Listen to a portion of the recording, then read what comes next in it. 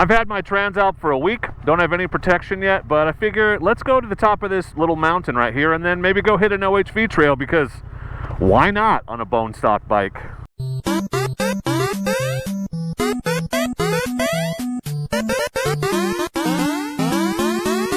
So first things first, because you can't set it to leave the traction control off, you have to go in and manually do it every time. Same with ABS. Off. Yes. And there you go. ABS off, traction control off. First things first, before we head out to the OHV trail and see how muddy we can get this thing, because it's been pouring down rain all day yesterday and it's supposed to come back today.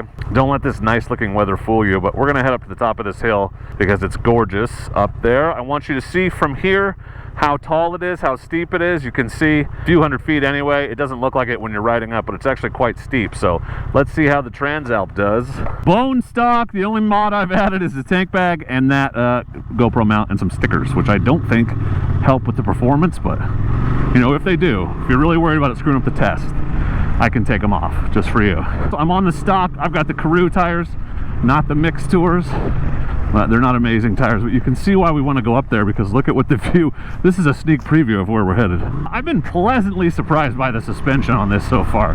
Honestly, I was expecting it to be much worse, much softer, to be honest, and it's actually reasonably stiff. It's Showa components in the front and just a Pro Link in the back. It's way better than the 500X. So it's a budget setup compared to, like, you know, a super fancy like the WPX forks or something on the 890, but it's not bottom of the barrel garbage either. It's pretty tolerable. Again, all of this is just playing into my theory about who they made this bike for, and it's going to be plenty for the majority of people that ride this thing. Take a look at this. Take a good look at this now. See all that water in the sky? That's the big rainstorm that's coming this way. Yeah, it's already over there. I'm just in a little window. I'm getting wet today. How about this, huh? I'm digging this bike. I'm digging it. Can't wait to get some protection so we can do real dumb stuff. I'm just doing moderately dumb stuff with like potential consequences, but not catastrophic potential consequences. Like, I'm not going to go on anything that could tag that oil sump or that exhaust until I get a skid plate, but that's coming. I did a little research this morning. I got another video I think I'm working on about that, because everyone's making such a big deal about the ground clearance. But do you know this thing has more ground clearance than the KLR 1250 GS, 750 GS, and the KTM 390 Adventure? And it's not that far off from some other bikes. Like, it's within half an inch of other bikes that you would think of as way more capable. So admittedly, the design down there is stupid and it's very vulnerable in a way that it doesn't need to be, and not having a stock skid plate is dumb. But in terms of capability and what it can get around and over, it's more capable than you think. Look at this. Woo! Beauty. She's a fun little ripper. I'm telling you, this bike feels way smaller than it is. Moving it around. I watched Ian's first ride video, Big Rock Moto. Go follow him if you haven't. He's doing a whole in-depth series, and he's way more in-depth than me. I'm just like, this feels fun, and he's like, well, actually the rake angle is 47 point whatever. If you want all that technical stuff, Ian's a great guy to watch, because he just lives and breathes that stuff. He really gets it in a way that I don't and never will. Another thing I learned, this wasn't what I was going to say, but is the power modes are, I thought it was adjusting the engine power. It's not. It's just a throttle response. So 4 bars on the power control is just instant throttle, and as you dial it down, it just doesn't give you as much as quickly, but you have the same amount of power available at all times. The full 83 horsepower, because they cut it down, and they got 90 in Europe. We only got 83. Oh, that's what Ian was saying. The way the weight is on this, it's down low, super low center of gravity, exact opposite of the Tenere. And he demonstrated by like leaning it way over and being like, it doesn't feel heavy yet, it doesn't feel heavy yet. And when the Tenere, man, when it starts to lean at all, it feels heavy right away. That is why this bike feels so easy to handle and nimble. Oh, God. Oh, she's intuitive too. I guess I don't need intuitive traction control if it just does what I want it to do, like fishtailing right there. That was fun. There's a few green trails here that I feel comfortable hitting in stock form on this bike. Yes, just to get her a little muddy and see what happens. Let's just see what happens. And we're gonna test it right now on this trail. Just right here. It's just a bitch to turn around, unless you do this. Ooh, okay. I'm not great at that, but I got some angle. Alright, it's wet, but I don't think too bad. Oh yeah, I don't know what I was worried about. Alright, first OHV trail on the Transalp. Honestly, I prefer this one sitting down. Second gear.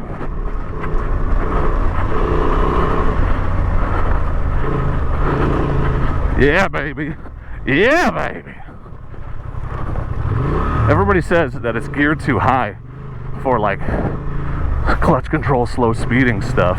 Oh, that was very deep. She's muddy now. And again, I'm not in here hauling ass. We're not setting any speed records, but it's gonna be muddy. Oh yeah, I felt it there. Sliding down into it. Oh yeah, we are sliding all over, bro. All over. Snot gun in full effect. Oh, that rear tire, man. It's like, you want to slide? We can slide, bro. Oh yeah. Oh yeah, we're sliding. Okay, this descent is always fun because, as you can see, obviously a rain chute, so it's always torn to hell. Yep. Okay. And no worries. No worries. Let's go do the dumb one. Okay.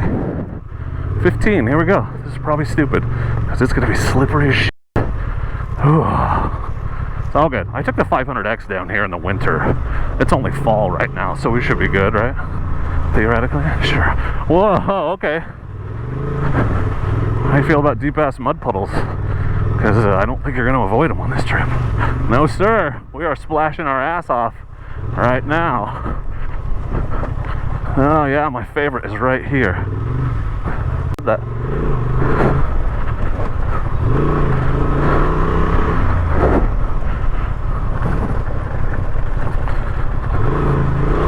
God, the intake sound is amazing. I really am. This bike is growing on me in a lot of ways. I'm really enjoying the engine noise. I'm enjoying riding it. I'm not overly concerned with the limitations thus far, except for small annoyances. Yeah, that's probably second gearable, honestly. Should we go back through? I mean, is that not why we came? It's totally why we came, bro. Okay, should we try it standing up? Should we try it in second? So first is very tall. I think maybe that's where some of the confusion conversation is coming from. Because, you know, in a dual sport, I got to keep it in second in order to feather in and out to not feel that herky-jerkiness. First seems to be pretty usable on this bike because it's kind of tall. And as long as you're going a reasonable speed. I mean, I haven't tried like 5 miles an hour yet, but you can see here the trail.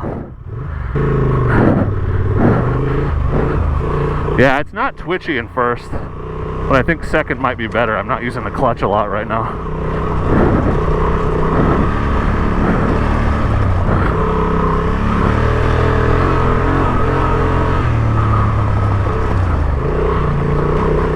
Second's probably better for traction.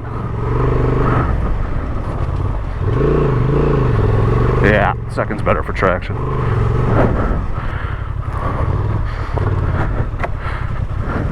Oh, nope, too much front brake, too much front brake. Woo-hoo-hoo. Okay. Remember when I said I was going to scare the piss out of myself? Just did it. I don't know what the hell I was thinking. Good thing ABS is off. Yeah, okay, and of course it's right before the hardest part, which I just got to ride through to get through, because you got to get over the log. Yeah. That was dumb. Use your rear brake, buddy. You're on real muddy stuff. You know better than that. You know better. I just love my front brake most of the time. I'm really good at feathering it successfully, but on the stuff that's like instant slippery, it's not usually a great idea. Oh, that was second. Yeah, not bad. No, not bad. Okay. Well, all the things I thought were supposed to not work on this bike at the moment are working on this bike, so score. Secret spot or mountaintop? I feel like mountaintop is much better footage, so let's go hit up the old mountaintop. But I feel like it'd be dumb to not do the other trail again, right? That'd just be stupid on my part, because it's right here. Like, let's do it standing up. That's third. What's crazy is it was working in third. Sorry, I bet the B camera footage isn't great, because I can't get it angled up high enough, but you can look at my gut as I do this, and then I'll sit on the corners because it's easier to get around, especially with the rear brake. There you go. Oh, man. Okay. I don't know. I feel like I might get ambitious on this bike in the future. A little bit of protection, who knows what we'll try. If I don't have to worry about dropping it so much and cracking these beautiful brand new fairings. Who knows? Who knows? Who the hell knows?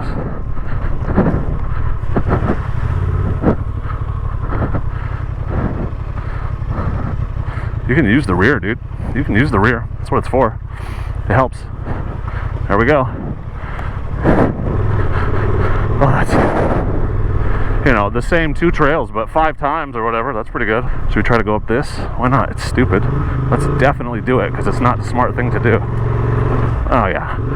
Again, GoPro's going to make that look flat, because it's on the widest setting, but kind of steep. Oh, it just climbs easy. This is steep. We're going up. It doesn't even really notice. I'm shocked that these tires are this usable, honestly. They're not even the off-road Karoos, they're the Karoo streets. Yeah, dog, I'm feeling it, dog. Oh, slid there, that was fun. Yeah, it's muddy, bro, quit f***ing around.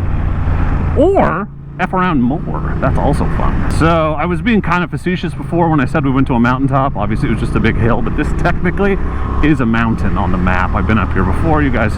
Actually, I took the 500X up here in the snow. If you remember that video, I'll link it for you. Yeah.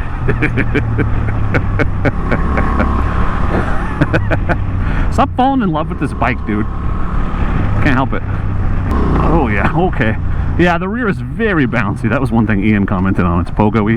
That was very pogo-y. Oh, what's going on up here? These guys must be hunting in the no hunting zone. Look at this view, huh? Look at this view. Now, where is this storm that's supposed to be coming in? I'm honestly a little disappointed.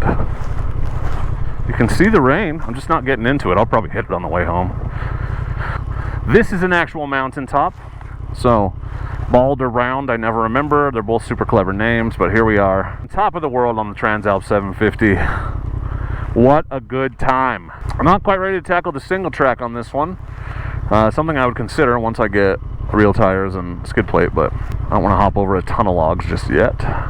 One thing about this bike is it has a crazy good turning radius, which I just did not utilize at all because I don't know why, for some reason I still lack confidence in tight, slow speed turns. I need to take another class and work on those skills, but look, I mean, you can see where we're tearing up the road on the way up here. Like the grip on those tires, that's what I said before, is like in a front, like forward direction. It's pretty good. They have decent lugs going forward. It's just side to side you're going to slide around. And in deep mud or sand or something, they're going to fill up quickly. Alright, well, let's get out of these guys' hunting area. They're probably in this field cursing my name right now. Sorry, bud. Neither one of us is supposed to be up here, so, you know. I'm not going to leave any of that in the video. So I don't know why I'm bothering to say it, because I like to keep my mouth running, as many of you naysayers like to point out, as if it isn't my job. I talk the whole time I ride. You make bike reviews, but you don't talk while you're riding. What? How do I do it then? I guess those like grunts, like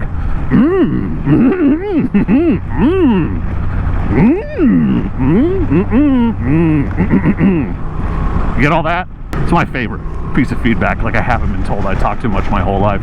I made a career out of it. Ha-ha! Let's make lemonade, buddy. Guy's right up on that hill sighting me in his rifle right now for scaring all of his deer off. Sorry, buddy. I didn't know you were there. It is public land, bro. Everybody can use it. Yeah, I'm convinced this bike is perfect for the masses, for that big chunk of people in the middle of abilities. Like, is the most hardcore rider going to be fulfilled by this bike? I mean, probably not. It has limitations. It has a few. Although I think they'd have a hell of a fun time on it. Is the brand new rider going to be comfortable on this bike? No. I mean, it's not super tall, but it is tall. It's not super fast, but it is fast. Honestly, I think if you just keep it in rain mode as you're learning, it's not too hard to ride for a new rider, but it is kind of tall and it's heavy-ish and powerful, so, you know. Is it the best first motorcycle? No. It's definitely not the best first off-road motorcycle, but I never think you should start with an adventure bike, so you're not going to hear me saying that's a place to start. I think you should get a T-dubs or something. Potential headline for my review is an adventure bike for the masses, or an adventure bike for everybody, because it just has a broad appeal. I feel like it's not intimidating or off-putting in the way the more quote-unquote capable and powerful bikes are. It's also just not that much less capable, like I said, with the ground clearance and all that. It's technically a little less capable, but you're talking about a difference of single-digit percentage points. All of these off-road bikes do basically the same thing, just varying degrees of ease in different situations. But in the grand scheme of things, on the broad comparison compared to every other motorcycle out there, all the dual sports and adventure bikes are pretty damn close together. And people make a lot of money trying to tell you that they aren't, because, you know, what else would be their job if they didn't have to nitpick every tiny piece? But I'm telling you, buy this bike, buy the Tenere, you're going to go almost all the exact same places. It's a trade-off sliding scale. This thing's obviously way better on the road. See, now I'm doing it. Even I can't break the curse of, like, speaking in broad terms when the differences are minimal. She's not hard to control in a crawling up and uphill type situation, honestly. But anyway, we're headed out of the woods, so this was a short get out and ride. I was kind of hoping to get wet. I haven't yet, but I'm not going to stay out here until I do. Might as well head home and just count my lucky stars. Again, just another off-road test along the way to the review video that's coming eventually. And I wanted to try something a little different, because obviously we just did light gravel last time on the BDR. So OHV trails, you know, everyone likes to get into the debate, well, you didn't even go off-road, that was a road. Well, an OHV trail is decidedly not a road, so you can't tell me I didn't go off-road in this one, you elitist prick. I mean that lovingly for those of you who understand the concept of gentle, loving teasing, and for those of you that are deadly serious about that stuff, it's not as lovingly. But whatever, nitpicky, whatever makes you happy. I'm not here to tell you how to ride your bike, just don't tell me what to do with mine. Anyway, you know, I hope you're enjoying the ongoing testing on the Transalp. I certainly am. You know, make sure that you're subscribed so you don't miss out on all that future content, because I'm the dork in the road and I want to be your internet riding buddy. There's some potholes. Oh jeez. And I'm better than your regular riding buddies because I come with a mute button. I almost think I don't need to crank the preload up in the front, because those big hits are hard, but it's not bottoming, so I just think it's really soaking it up. Again, deceptively impressive front suspension on this thing. But anyway, that's it for today, so thank you for watching. I appreciate you. If you want to support the channel, future dorky motorcycling shenanigans, motor camping stuff, whatever, reviews, if you wouldn't mind, think about using my affiliate links to Rocky Mountain, to Moto Camp Nerd, to Giant Loop, to Revzilla, to Amazon when you're making purchases of motorcycle or camping gear. If you click my link and then go to the site, it doesn't cost you any extra. I get a little commission for referring you, and that helps me make sure that my daughter has food, and she loves food. She's 16. She's like, I need food to live and grow, and I'm like, but it's so expensive, so please help me. Thank you. Again, I appreciate your support, and as always, please do not forget to be excellent to each other. Look at that, I timed it perfectly right as we left the gravel. But that's it for the video. Look, I can ride with no hands. I can ride my bike with no handlebars. No handle. Let's try this corner. Lean it. Ooh, scared myself. Okay. Okay, fourth gear, downhill. It's the way to go. Oh, I don't shut up. Video's over. Stop talking, idiot. I can't do it. It's my job. I'm not doing it because it's my job. It's my job because I can't stop doing it. Excellent! That's hail, bro. That's hail.